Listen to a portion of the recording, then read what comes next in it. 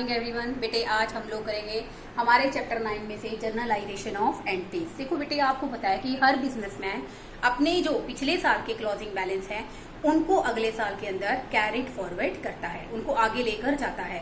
मान लो बेटे पिछले साल को स्टॉक पड़ा है, जो कैश का बैलेंस है, एसेट्स हैं, लाइबिलिटीज हैं, उन सबको क्या करता है, कैरिड फॉरवर्ड करता है। तो देखो बेटे उसी रिलेशन में हमें ओपनिंग एंट्रीज आपको डिस्कस करना चाह रही हूँ। देखिए स्टूडेंट्स, जो फर्स्ट एंट्री है हमारी opening entry, stock 1 lakh, furniture 50,000, furniture account debit, land and building account debit, debtors account debit 20,000। ठीक है बच्चों, यहाँ पर हमें क्वेश्चन में दे रखा है क्रेडिटर्स 1 लाख, ये बच्चों हमारी लाइबिलिटी साइड पे आ गया। अब देखो बेटे जब हम लोग टोटल कर रहे हैं तो हमारा एसेट साइड का टोटल है बच्चों 2,70,000 और क्रेडिटर्स है बेटे क्वेश्चन में 10,000। तो देखो बेटे आप कैपिटल कैसे निकालेंगे, total assets minus outside liabilities. ठीक है बच्चों, टोटल एसेट्स है हमारे क्वेश्चन के अंदर 2,70,000, 10,000 की आउटसाइड लाइबिलिटीज हैं। तो बेटे हमारा जो कैपिटल का बैलेंस है वो है स्टूडेंट 2,60,000। अगेन आई रिपीट, देखो बेटे इस क्वेश्चन के अंदर कैपिटल आपको निकालनी है। ठीक है, टोटल एसेट 2,70,000, आपने बेटा सारे के सारे डेबिट साइड का सम अप कर लिया। ठीक है बच्चों, क्रेडिटर आप माइनस करोगे, क्रेडिटर क्या है स्टूडेंट, आउटसाइड लाइबिलिटीज। तो बेटे यहाँ पर जो कैपिटल बच गई वो कितने की आ गई बेटा, 2,60,000। देखो बेटे दोनों ही बातें हो सकती हैं, कभी डेबिट ज्यादा होगा, कभी क्या होगा, क्रेडिट ज्यादा होगा। इस केस के अंदर बेटे डेबिट ज्यादा है तो क्रेडिट साइड पर बैलेंसिंग फिगर क्या बच गई, कैपिटल अकाउंट। क्या बच गई student, capital account. Next entry देखिए बच्चों, furniture account debit, plant debit, stock debit, cash debit. Okay, यहाँ पर बेटे क्रेडिटर्स को हमने क्या कर दिया, क्रेडिट। तो देखो बेटे क्वेश्चन के अंदर दोनों सिचुएशन हो सकती है ओपनिंग एंट्री में। कभी तो हो सकता है बेटे कि आपकी एसेट साइड ज्यादा लेकिन डेबिट ज्यादा हो, तो क्रेडिट में क्या बचेगा बच्चों, कैपिटल अकाउंट। क्या बचेगा स्टूडेंट, कैपिटल अकाउंट। और अगर मान लो बेटा जैसे सेकंड सिचुएशन है, यहाँ पर हमारी क्रेडिट साइड ग्रेटर है किससे, हमारी डेबिट साइड से, तो बेटे यहाँ पर जो बैलेंसिंग फिगर बचेगा वो बचेगी हमारी गुडविल। क्या बचेगी स्टूडेंट्स, गुडविल। और गुडविल क्या होती है हमारी एसेट, एसेट को हमेशा क्या करते हैं, डेबिट। आगे देखिए third entry, wages due ₹20,000 to labourers, यानी कि हमें मजदूरों को 20,000 रुपए मजदूरी के अभी देने बाकी हैं। तो देना बाकी का मतलब क्या होता है बच्चों, अभी आउटस्टैंडिंग है। ठीक है, तो वेजेस अकाउंट डेबिट, वेजेस को हमने डेबिट क्यों किया, क्योंकि बेटे according to nominal rule account wages हमारे लिए क्या है बच्चों, एक्सपेंस, और एक्सपेंस को हम हमेशा क्या करते हैं, डेबिट। और यहाँ पर बच्चों जो आउटस्टैंडिंग वेजेस है, आउटस्टैंडिंग वेजेस किस तरह का अकाउंट है, आउटस्टैंडिंग वेजेस है स्टूडेंट हमारा रिप्रेजेंटेटिव पर्सनल अकाउंट। ओके, जो रिप्रेजेंटेटिव पर्सनल अकाउंट है ये उन सब लेबरर्स को रिप्रेजेंट करता है जिनकी वेजेस अभी तक क्या है स्टूडेंट, आउटस्टैंडिंग। तो बेटे वैसे आउटस्टैंडिंग वेजेस हमारे लिए क्या है स्टूडेंट, लाइबिलिटी। आउटस्टैंडिंग वेजेस हमारे लिए क्या है स्टूडेंट, लाइबिलिटीज। इसलिए बेटे आउटस्टैंडिंग वेजेस को हमने क्या कर दिया, क्रेडिट। आगे देखिए स्टूडेंट, प्रीपेड रेंट ₹10,000, प्रीपेड। देखो बेटे जैसे आप मोबाइल का रिचार्ज कराते हो, प्रीपेड और पोस्टपेड। प्रीपेड का मतलब क्या होता है बच्चों, कि आपने टाइम से पहले पे कर दिया, तो बेटे वो क्या होता है, प्रीपेड। अब देखो बेटे इसके अंदर क्वेश्चन में प्रीपेड रेंट हमने जो पे किया है स्टूडेंट वो हमारे क्वेश्चन के अंदर कितने का आ गया, prepaid rent account debit to cash account, prepaid rent account debit to cash account. हमने 2,000 रुपए का, sorry student, prepaid rent account debit to cash account, कि हमने हमारे पास से क्या चला गया स्टूडेंट, कैश चला गया। और प्रीपेड रेंट हमारे लिए क्या है बच्चों, एसेट्स, क्योंकि बेटे हमने उस रेंट को टाइम से पहले पे कर दिया है। जैसे कई बार बेटे हम लोग क्या करते हैं, इंश्योरेंस भी पे कर देते हैं प्रीपेड, तो उस केस में एंट्री क्या बनती है स्टूडेंट, कि prepaid rent account debit to cash account. Next देखिए स्टूडेंट, डेप्रिसिएशन ऑन फर्नीचर, इसको मैं थोड़ा सा डिस्कस भी करना चाहूंगी आपके साथ। देखो बेटे, डेप्रिसिएशन का मीनिंग क्या होता है? डेप्रिसिएशन होता है बेटे, आप लोग रेगुलर एसेट्स को क्या करते हो बच्चों, यूटिलाइज करते हो या नहीं? जैसे देखो बेटे, बिजनेस के अंदर बिजनेस के काम के लिए हमने क्या कर रखा है, प्रोडक्शन करने के लिए हमने प्लांट एंड मशीनरी को हमने परचेज कर रखा है। क्या कर रखा है स्टूडेंट? परचेज कर रखा है, ठीक है। परचेज ₹4 लाख हमने बेटा प्लांट एंड मशीनरी को 20 लाख रुपए में खरीद रखा है फर्दर प्रोडक्शन करने के लिए।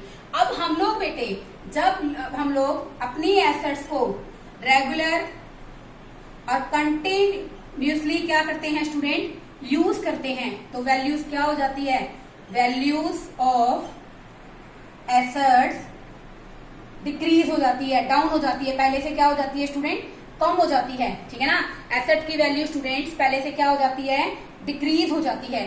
तो बेटे एक टाइम के बाद हमारी एसेट्स वर्किंग में नहीं रहती, तो बिजनेसमैन को बेटे क्या करना होता है, और एसेट खरीदनी पड़ती है। तो बेटे हम सबको पता है, मान लो बेटे एक बिजनेसमैन ने 20 लाख की एसेट खरीदी है, ठीक है भाई।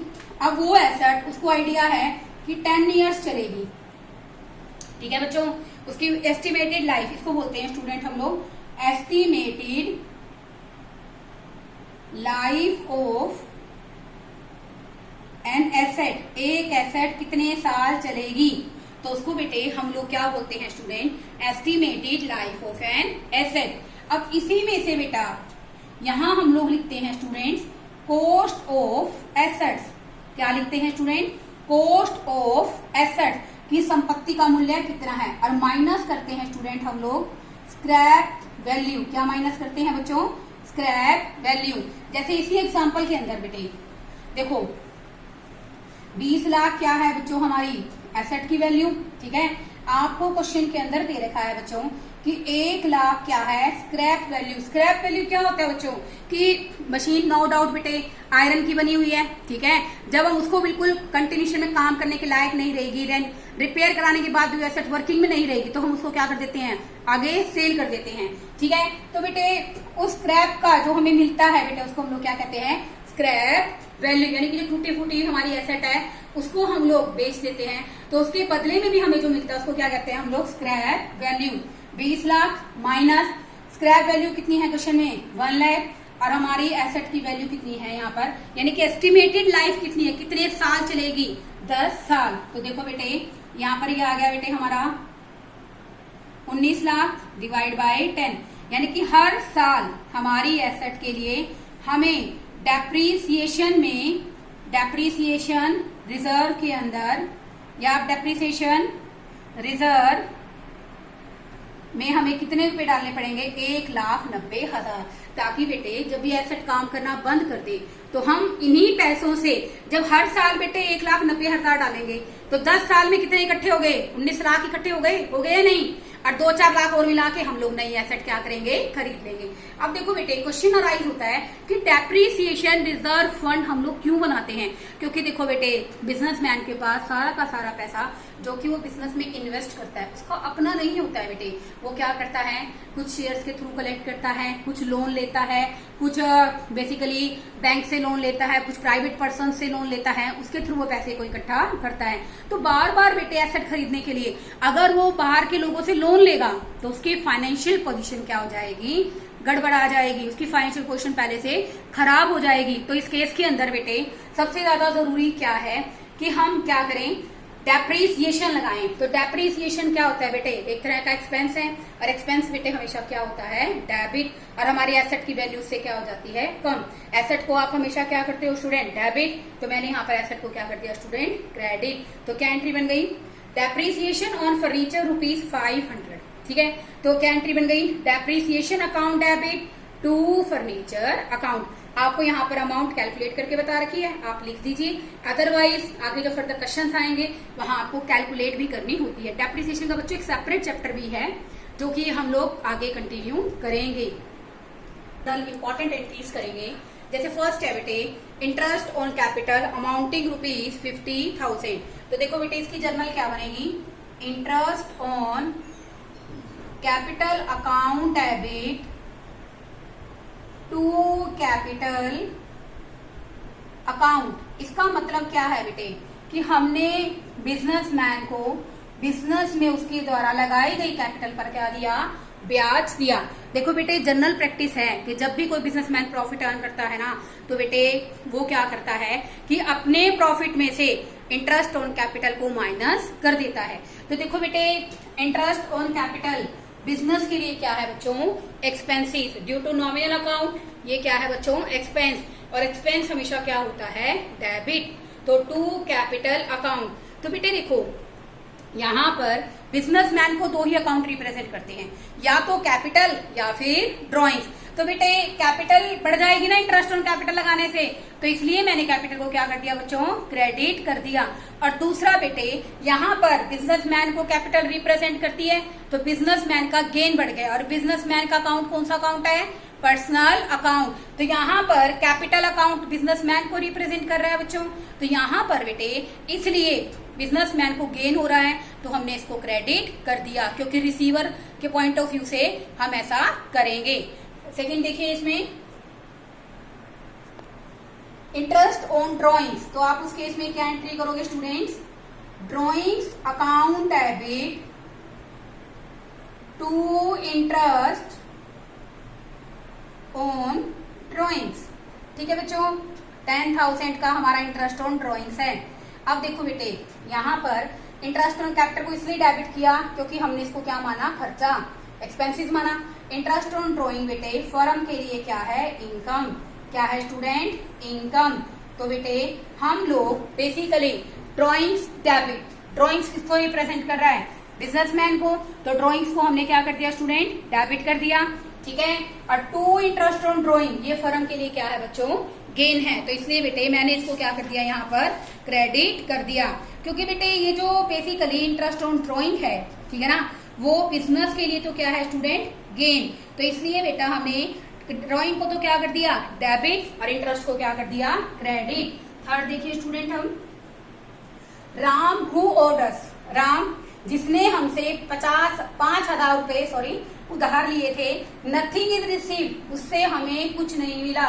तो इसका मतलब बच्चे हमारे पैसे डूब गए। डूबने को क्या कहते हैं हम लोग, बैड डेट्स। क्या एंट्री बनेगी, bad debts account debit to Ram, bad debts account debit to Ram. ये bad debts account debit to Ram बच्चों हमने इसलिए किया है क्योंकि हमें राम से कोई भी पैसे नहीं मिले हैं। ठीक है, तो राम बेटे इस केस में क्या था, हमारा गिवर था, तो राम को तो हमने क्या कर दिया, पर्सनल अकाउंट के कारण क्रेडिट कर दिया।